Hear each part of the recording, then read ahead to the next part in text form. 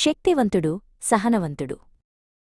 ఒక రాజ్యంలో వీరేంద్ర అనే మహాశూరుడు ఉండేవాడు.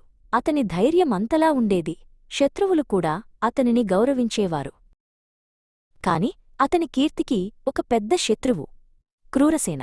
అతను రావణుడి కన్నా కూడా శక్తివంతుడని అందరూ నమ్మేవారు.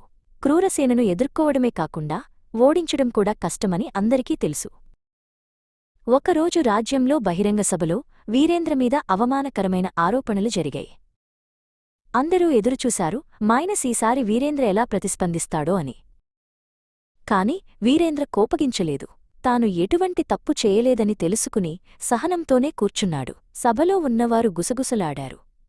అతను భయపడ్డాడా?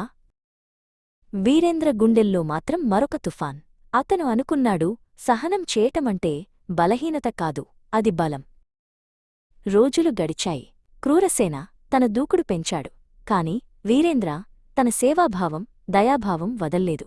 అతను కేవలం రాజ్యం శాంతిని కాపాడటానికే నిలబడ్డాడు. ఒక రాత్రి రాజ్యానికి గుప్తచారి ఒక వార్త తీసుకువచ్చాడు.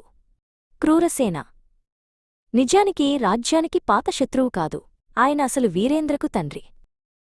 రాజ్యాన్ని కాపాడటానికి పాత యుద్ధం కారణంగా మృతి చెందినట్టు నటించి ఇతర రాజ్యాలనుంచి వచ్చిన శత్రువులను బయటకు తీయడానికి తాను క్రూరసేనగా మారి పరీక్షిస్తున్నాడు. ఈ వార్త విని వీరేంద్ర మౌనంగా కూర్చున్నాడు.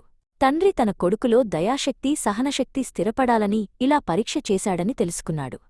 మరుసటి రోజు క్రూరసేన తన వేషాన్ని విప్పి అసలు రూపంలో వీరేంద్ర ముందు వచ్చి చెప్పాడు.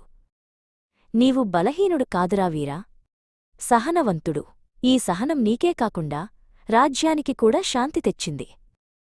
ఇప్పుడు నీవు నిజమైన రాజు కావడానికి సిద్ధమైనావు.